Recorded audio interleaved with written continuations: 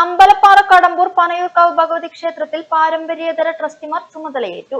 മലബാർ ദേവസ്വം ബോർഡിന് കീഴിലുള്ള ക്ഷേത്രത്തിലെ പാരമ്പര്യേതര ട്രസ്റ്റിമാർ ക്ഷേത്രത്തിൽ നടന്ന ചടങ്ങിലാണ് സത്യവാചകം ചൊല്ലി അധികാരമേറ്റത്. K Ramakrishnan, P Sunilkumar, C P Rajakumaran എന്നിവരാണ് പാരമ്പര്യേതര ട്രസ്റ്റിമാർ.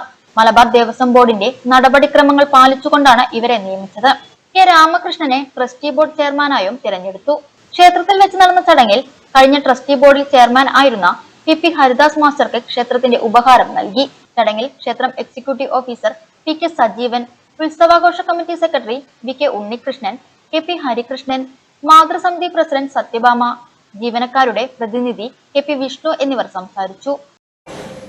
ബഹുമാനപ്പെട്ട മലബാർ ദേവസ്വം ബോർഡ് പാലക്കാട് അസിസ്റ്റന്റ് കമ്മീഷണറുടെ 10/11/2025 തീയതിയിലെ ഉത്തരവ് A5/2253/2025 MBB KDs പ്രകാരം Malabar Devaswom board Palakkad assistant commissioner 10/11/2025 തീയതിയിലെ ഉത്തരവ് M5/2253/2025 MBB KDs പ്രകാരം കടമ്പൂർ ശ്രീ പനയൂർക്കാവ് ഭഗവതി ക്ഷേത്രത്തിലെ പാരമ്പര്യ ട്രസ്റ്റിയായി നിയമിക്കപ്പെട്ട ഒറ്റപ്പാലം താലൂക്ക് അമ്പലപ്പാറ വില്ലേജ് കടമ്പൂർ ചുനങ്ങാട്ടുപറമ്പിൽ ശങ്കുണ്ണി എഴുത്തച്ഛൻ മകൻ രാജകുമാരൻ CP എന്ന വ്യക്തി.